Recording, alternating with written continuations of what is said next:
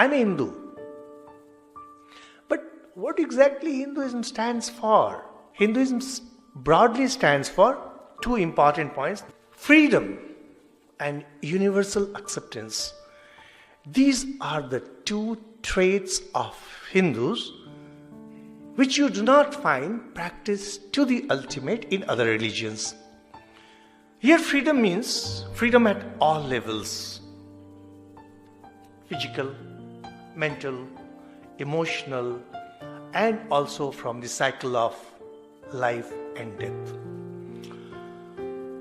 When you go through the scriptures, sacred scriptures and the auxiliary scriptures of the Hindus, you will find that other than morality, Hinduism has discussed every kind of freedom and every kind of emancipation. It discusses how women are to be liberated. What are the areas where women need to be given education so that they can stand on their own feet. It discusses freedom for children, students, teachers, grown-up. For every kind of people you have freedom. They are discussing freedom. And ultimate is freedom that comes to a person by love for God or through the knowledge of self. And the second thing that we find is universal acceptance. According to Hinduism, acceptance is spirituality. Spirituality means acceptance. You have to accept. If creation is of God, then you have to accept everything. Hinduism does not reject anything. Hinduism accepts everything. You'll find that most religions somehow tolerate others. As a religion, Hinduism is more like socializing with other religions. In socializing, what happens? You become free with them. You give your own ideas. You listen to their ideas. And you try to imbibe the good qualities that are there in them in yourself.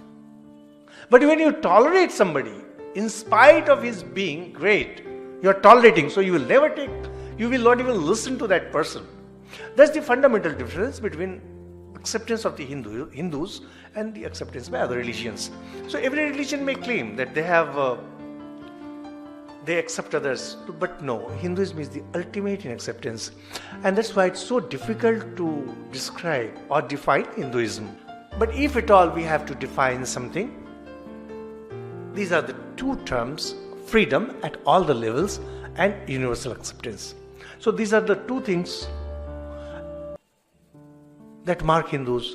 And because of this massive level of acceptance, which goes pretty deep, Hinduism can also be termed as an all-inclusive religion.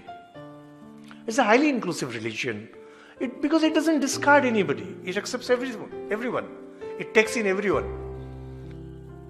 You may like to know what exactly inclusiveness is. Inclusiveness basically means when you accept everyone as your own, like a grandmom of the earlier times. Those of you who have been into villages when you were young, you might have seen that there were elderly ladies whose love flowed out for every kid of the village, or for that matter, for all her grandchildren. She accepts all, not the mom, not a young girl. So Hinduism is something like a grandmother who accepts everything, rejects none.